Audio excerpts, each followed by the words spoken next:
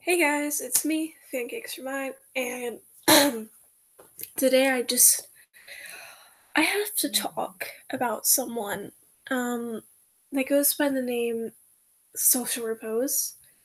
And many of you know who Social Repose is. Um, if any of you remember, I'll give you a refresher. He's a guy who cheated on his girlfriend multiple times, Jacqueline Glenn. And he was really scummy about it as well, making videos about it, you know, not feeling bad about it at all, and made like hate videos towards her about it. Um, Made like a "Let's Have a Truce" song to Jacqueline, and just all kinds of crummy things that he's doing because, even though he's the one in the wrong, he can't see that apparently because he does no wrong to him. But he also made a video about a Jesse Page, which is a YouTuber who's done nothing wrong, and I thought about making a video with that too. But he recently made a video about Crank That Frank that it just took it way too far as well.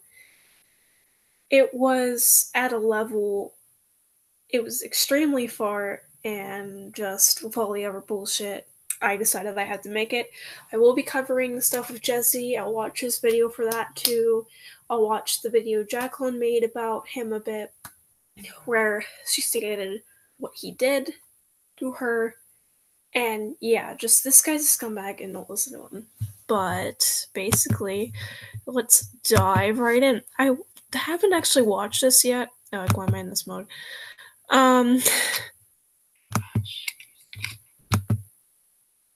Okay.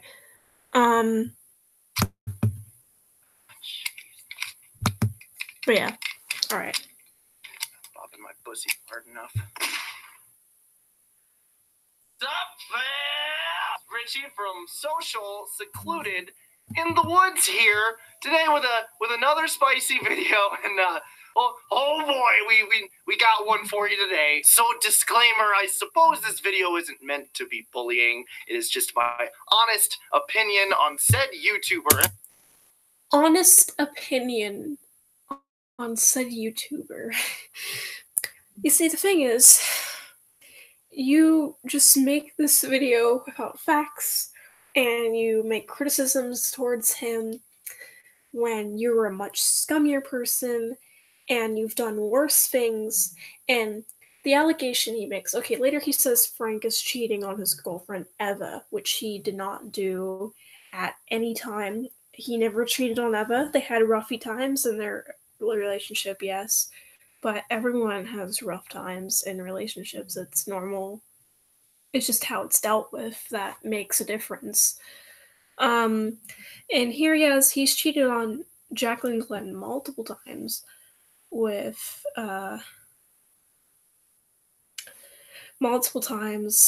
like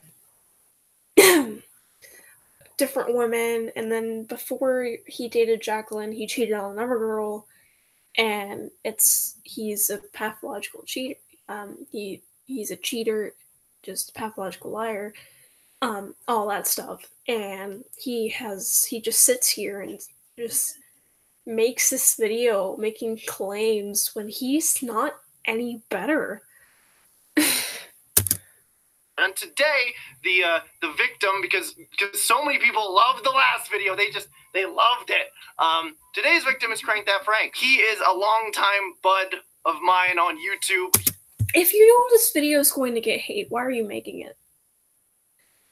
I mean, this one's getting a lot more hate, I think. But, like, he's doing it despite Frank, despite Jacqueline, Jesse, all the people that he's hurt or harmed. And he's doing it, and he's making it seem like it's okay. Like, it's not a problem if he does it, because he's Social Repose and he can't do anything wrong.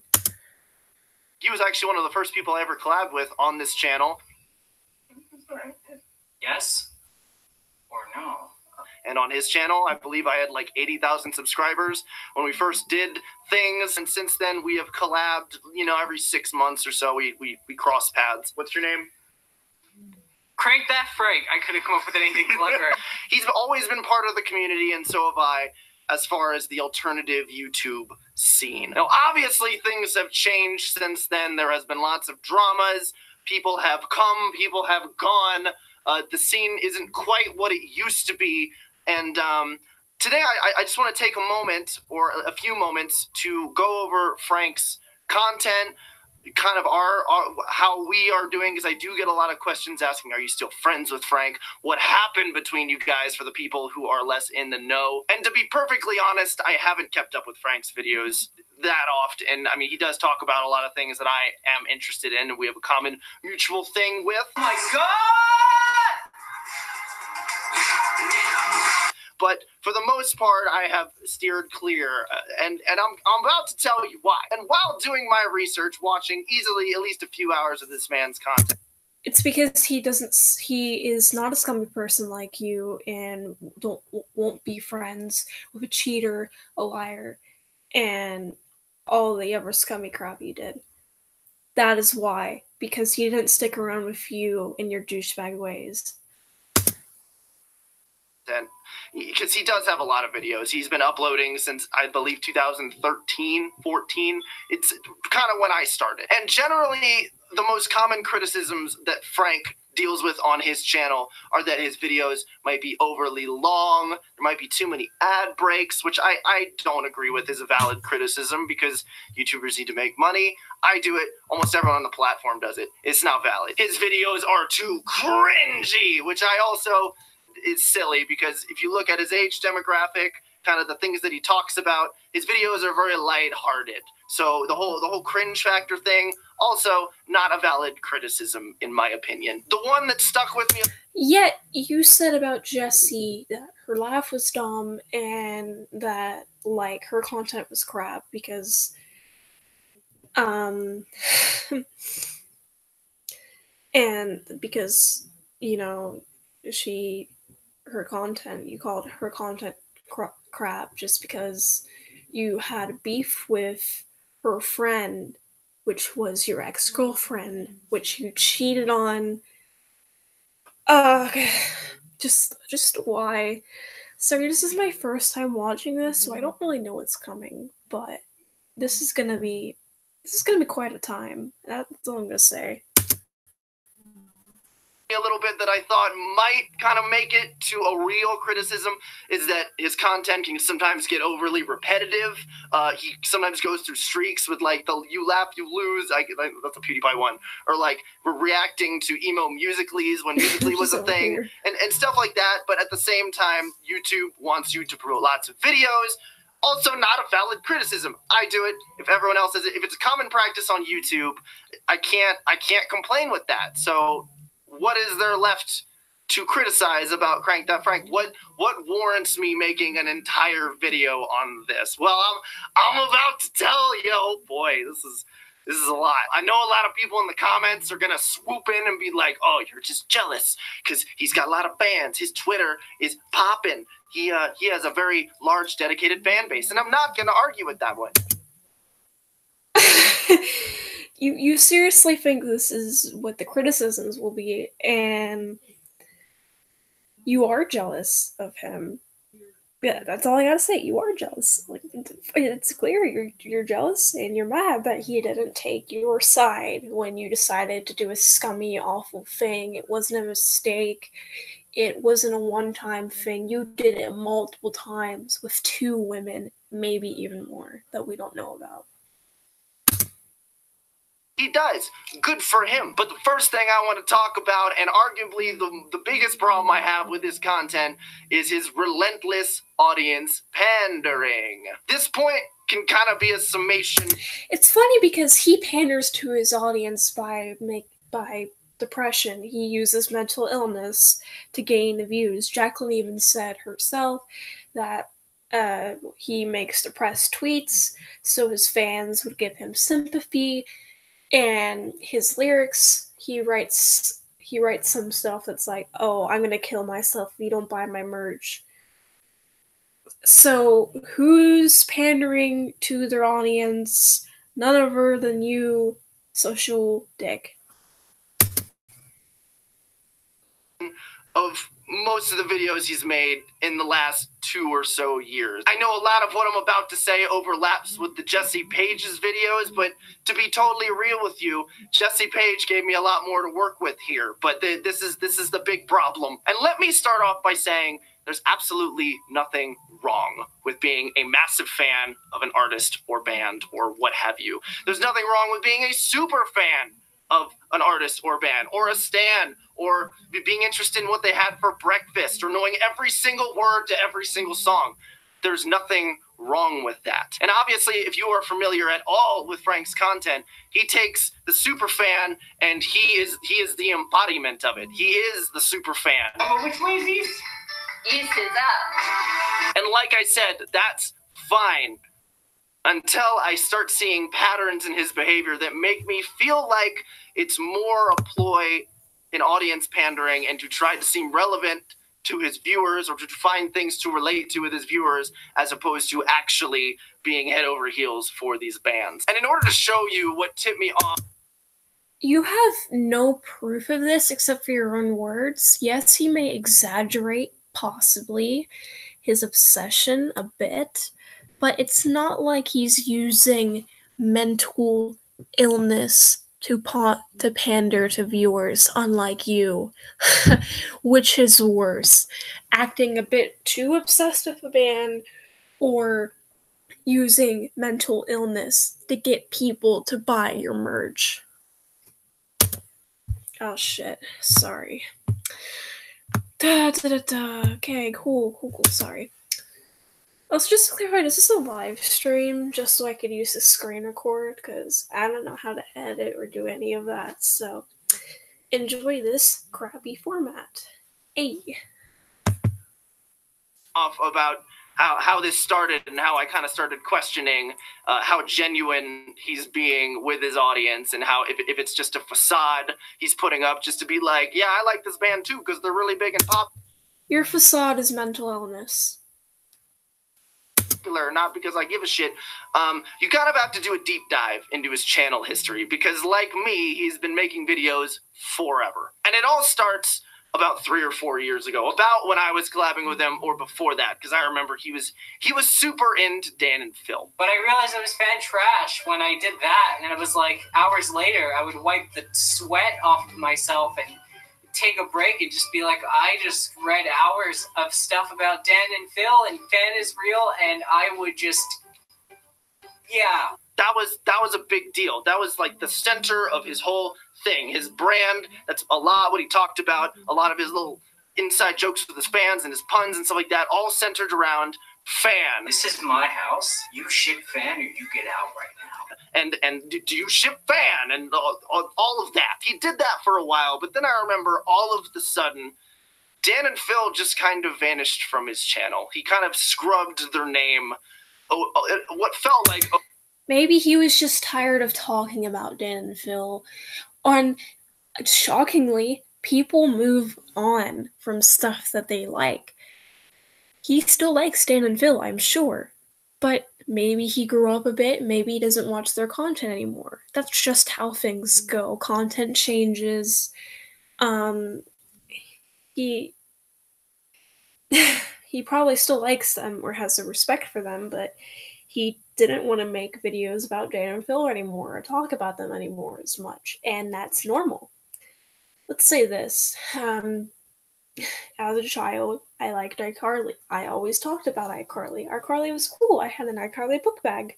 But do I do that now? No, I do not. People grow out of things. People decide to not talk about things as much. It's just how things go. And it doesn't mean that anyone's pandering to something to be liked or whatever, or to get views. And especially, how could he be saying this when you pander to mental illnesses? Really now.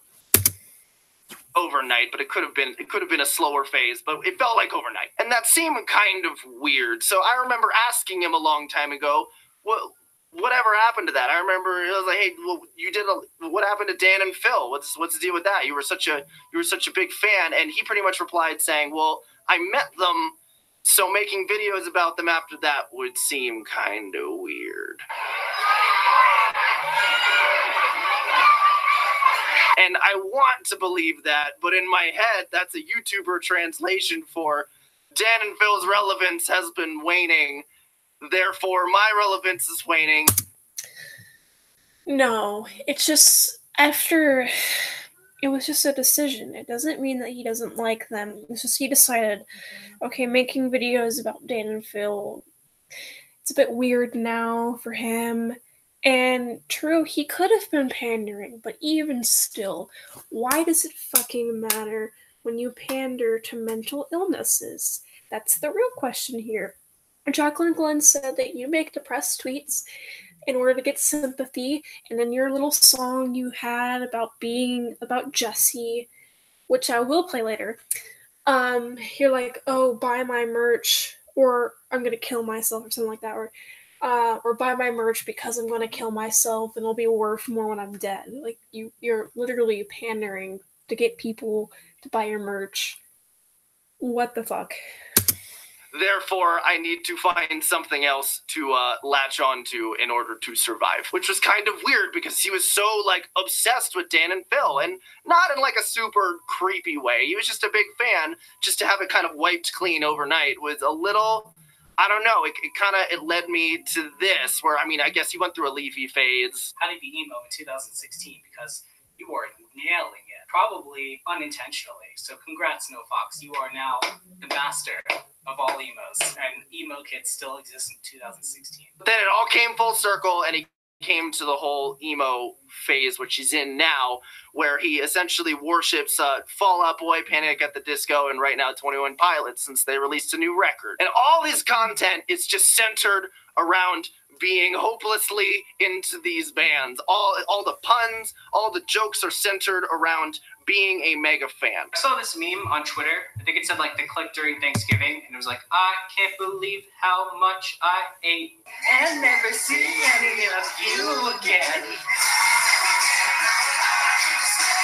And like I said before, not a problem to be a mega fan, but it just seems a little fishy that he only latches onto artists with massive rabid followings, gets to know that artist really well, and then once said artist becomes dipping in popularity or relevance, maybe they go away or whatever, then he kind of moves on to somebody else and becomes an ultra fan of them. Now, I could be wrong here, but from my perspective, as an outsider looking in, it seems a little...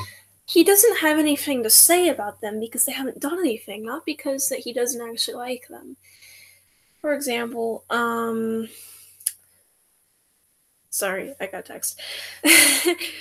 Let's say, for example, that,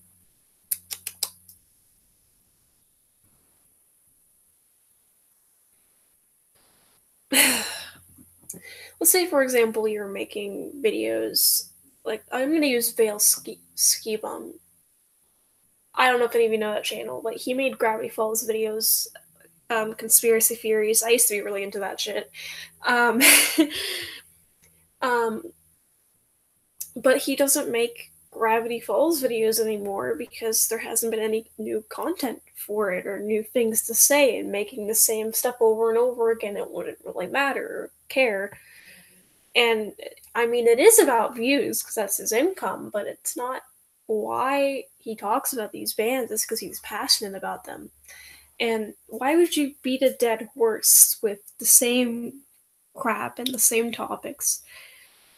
He still loves these bands that he's listening to. It's just when the content is placed in front of him, he can't help that.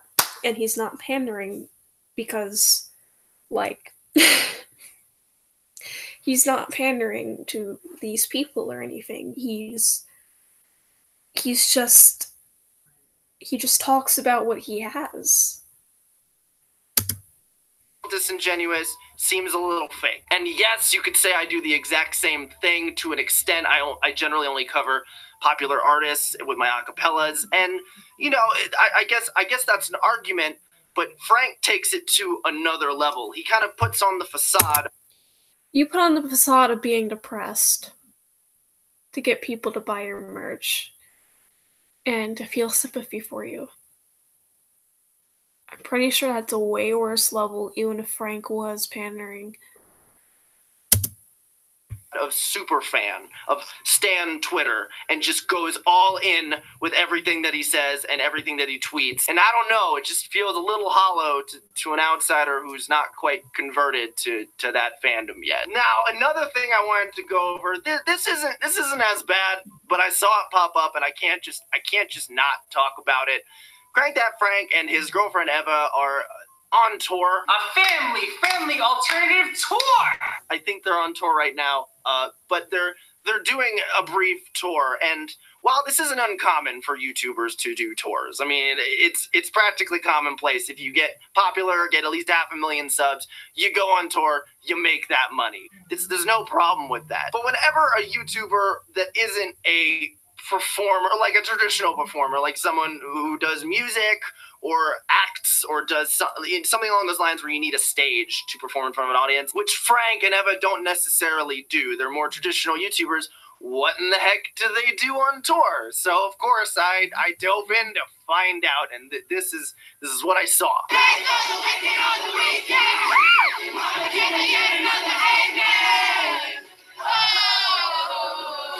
So essentially the tour is emo karaoke. They do a bunch of that. They sing along to a bunch of alternative songs from various bands, and it's a big sing along. And you know, it could be fun. And they do skits that they just talk about YouTube and Twitter and stuff. And I know nobody's holding a gun to their audience's head to pay to get in, but it's a tour and they're having fun. Yes, they don't have something to necessarily perform, but they want to have an ability for their audience to see them. That's what people go on tour. So their audience gets to see them, meet them, whatever, get to say that they saw them like a few feet away. It's for the audience. It's not really about what's going on in the tour. It's just about being able to see them and all that. Like, that's what it's really about. And yeah, it's not the most fun tour people could probably have, but you haven't been to the tour yourself, so how can you really say, like, oh, it's going to be this way, you know? Oh, this is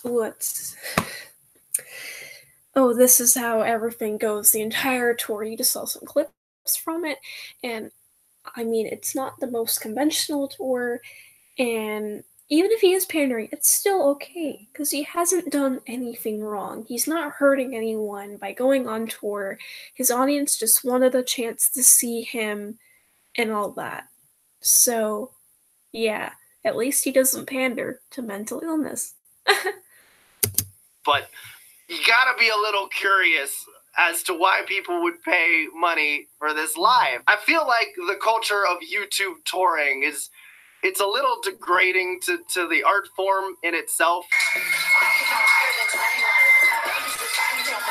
I've said this before about my touring, and in general, people are generally more excited about the meet and greet than the actual show, and this is like turning that up to the max, because Frank is a professional fan, but he's playing the role of an artist of a super fan. It's kind of confusing if you really look at it. But one of the more offensive things that I saw, if you go to the site and you look at the prices, oh boy, a regular ticket is $30.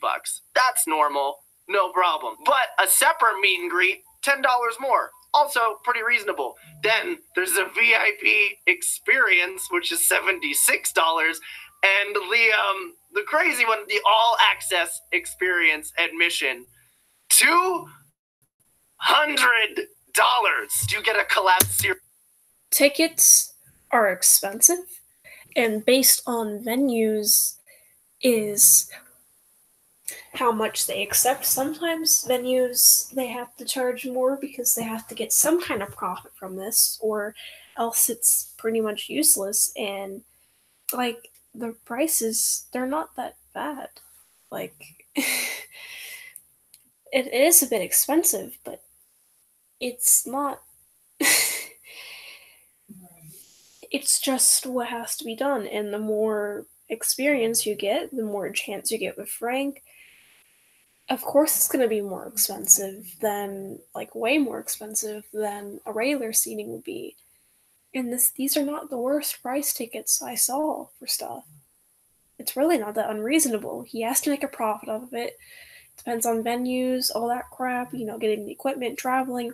He needs to get a benefit from this so we can do more. There's nothing wrong with that. Series with Frank. What do you get for $200? And the answer is you essentially get like a poster and a longer meet and greet. It's pretty awful. And all this screams to me is that this whole production is a very low effort money grab. Like, how does it feel to be a YouTube channel that commonly satirizes and kind of parodies bigger channels like the Paul brothers with how they do their merch? But before we begin, did you really think I'd get by without a promo? Have you guys noticed what's on my body? Besides tears. Look at this new merch! But in the same breath, you're pulling shit like this. It just feels a little dirty, a little slimy. And the doors are at 9:45 a.m. I mean, cheating is a little dirty and slimy, but you continue to do that without a care unless you get caught. Yeah. I'm not going. Now, I'm going to be honest with you here before we embark on the final portion of this video. Frank's content isn't the worst. It's not that. His editing is good. He has an absolute ironclad work ethic. He posts on a schedule and he rarely misses days. He has built a massive community around these other massive alternative artists and essentially helping them push their material. And while I think that might be fake and disingenuous from my perspective, a little pandery and a little cringy sometimes, he does provide a place for those maybe younger fans to go and freak out over these releases. And all that nitpicking aside, because apparently that's all I did with the Jesse Page video, here is the real reason, or at least the main reason what pushed me to make this video. And just like the Jesse Page video, I know I'm going to get a lot of heat for this, but some things can't go unsaid. Ooh, getting personal, you say?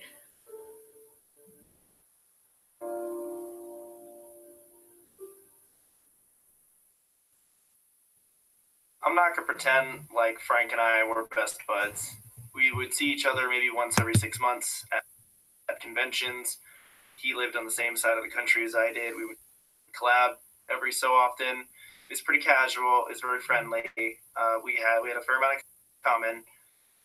So when it came out that I had cheated on my girlfriend a year ago, and it became a very big public ordeal, he had this to say to his fans on his live stream. Ashlyn Jade 101 says, "How do you feel about the Richie situation?"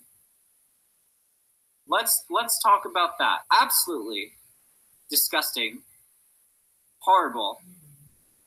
I cannot believe he did that to Jacqueline. I am in any capacity, I am no longer associated with Richie, social Repose. I'm so disappointed in him.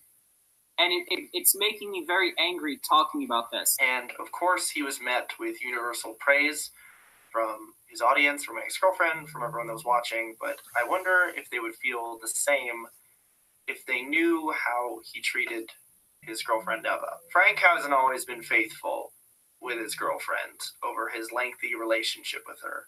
Frank has dangled financial obligations over her head when he knew damn well that she couldn't support herself on her own. Eva even explained that he didn't do any of this. He wasn't unfaithful.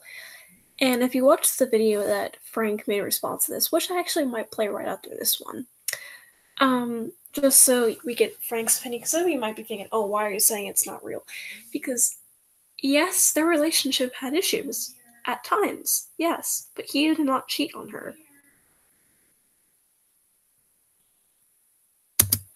The last playlist live, when we were all still on speaking terms, how she was afraid to leave Frank because she was terrified that he would turn his audience against her, and she would have nothing left, and she felt incredibly trapped. This was the last contact I ever had with Frank via text. I was on tour at the time, and I thought it was very telling of his personality and of his motives in our friendship that he was so willing to talk shit and to disassociate with me so publicly and so quickly without even talking with me personally, when he's had very similar issues in his relationship with being unfaithful. The only difference in this scenario between him and I is that all my skeletons in my closet have been exposed and have been seen by millions. All my flaws.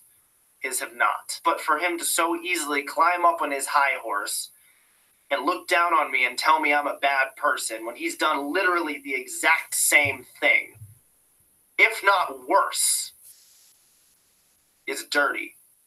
It's a shit move, and all it did is prove to me that we were never really friends to begin with. I was a tool.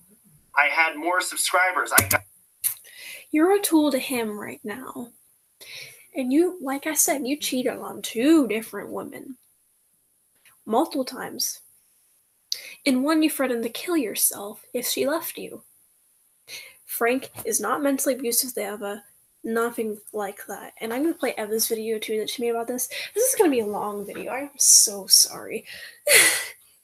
But this is just my words on him.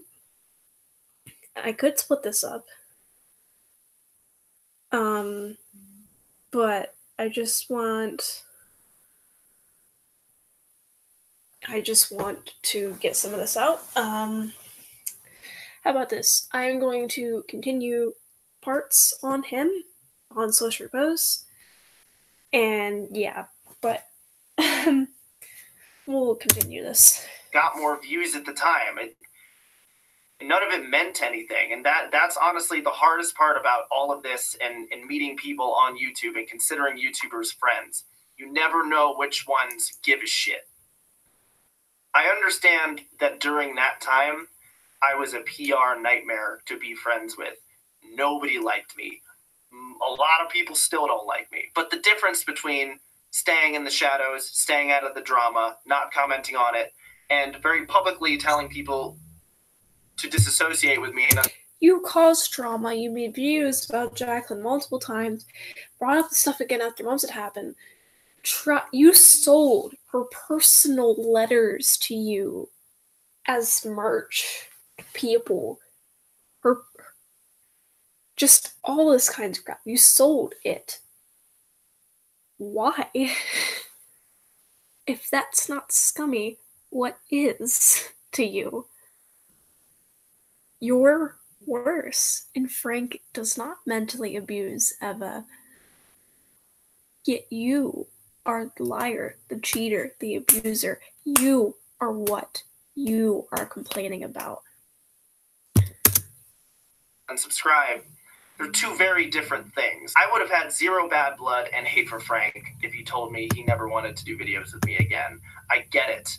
I'm polarizing, I'm controversial, I'm messed up. The difference here is that I had the guts to tell my audience that I did something wrong, that my response videos during that period were unacceptable, that I can kind of be a shitty person sometimes.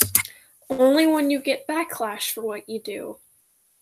Frank can also be a shitty person in his personal life. But you all don't know that because he keeps it private. But he has no problem throwing me under the bus and disassociating. That's what this is all about. Because he did not take your side.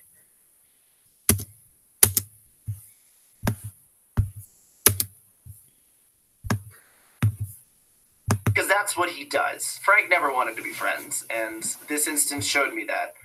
I've heard from several YouTuber friends that I still talk to that were mutual friends with Frank. When their views started slipping, when their relevance started slipping, he wouldn't pick up the phone anymore. And that's probably my biggest problem with Crank That Frank. He's a spineless, hypocritical coward. That's what you are. Anyway, that's all I have to say about Frank, and that... Okay, so that's all I'm going to say for this part, but I will see you in the next one.